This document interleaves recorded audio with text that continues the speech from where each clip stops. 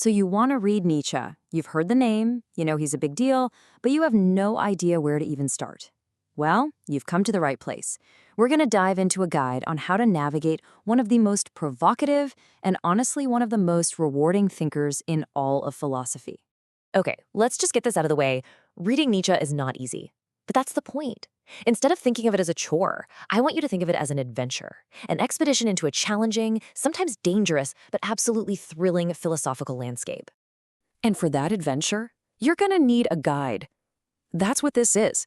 It's a field manual for the intellectually curious, giving you the map and some key survival tips for a journey that, I promise you, is so worth it. Now, you can't go on any expedition without a map.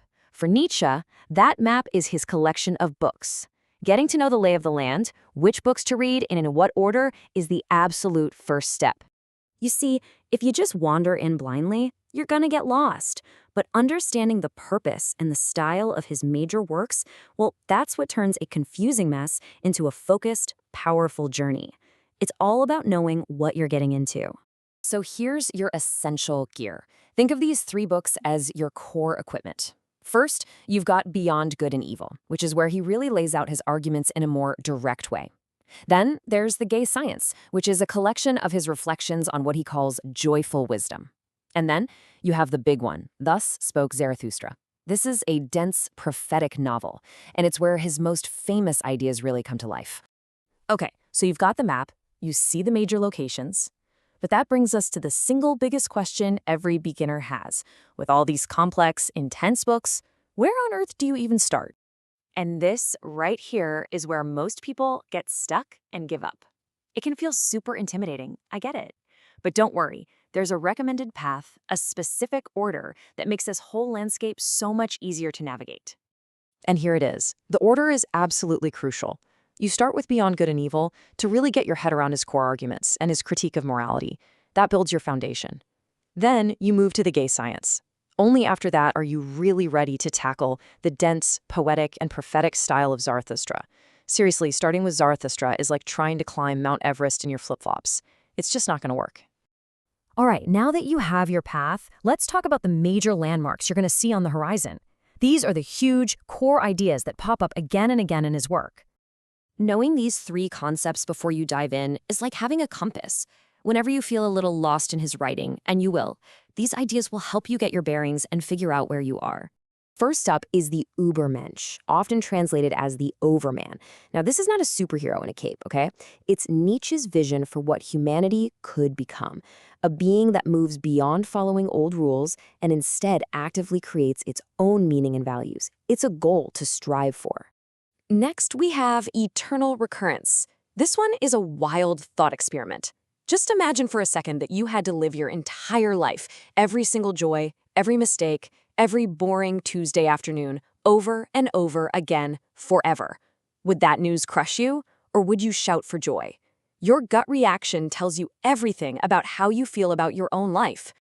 And finally, the will to power. This is probably his most misunderstood idea. It's not about dominating other people or politics. For Nietzsche, the will to power is the fundamental, creative drive in all living things, to overcome challenges, to grow, and to express their own unique force. It's a drive for self-mastery. So we know what to read and we know what to look for. But there's one more critical piece to this whole puzzle. How to read Nietzsche. Because, you see, he demands a completely different approach from you, the reader. And this slide just illustrates the difference perfectly. Most of us are taught to read to decipher something, to crack the code, find the one right answer, and move on. Nietzsche asks for the total opposite.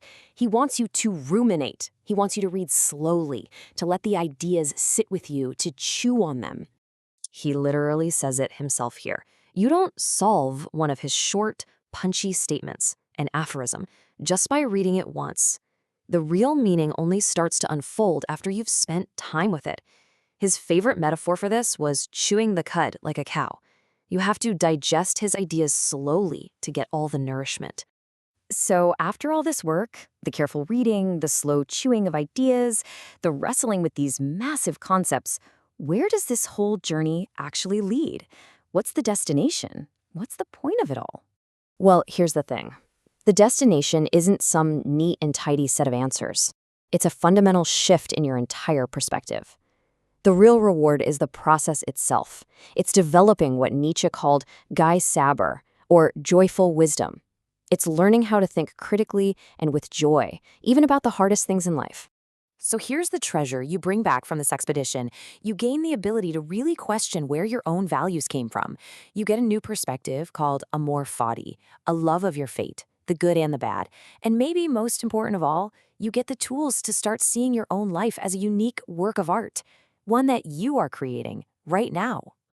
And that really brings us to the final, lingering question that Nietzsche kind of throws at your feet. It's not just a philosophical puzzle, it's a personal challenge. Is your life a work of art? And if it is, are you being a good artist?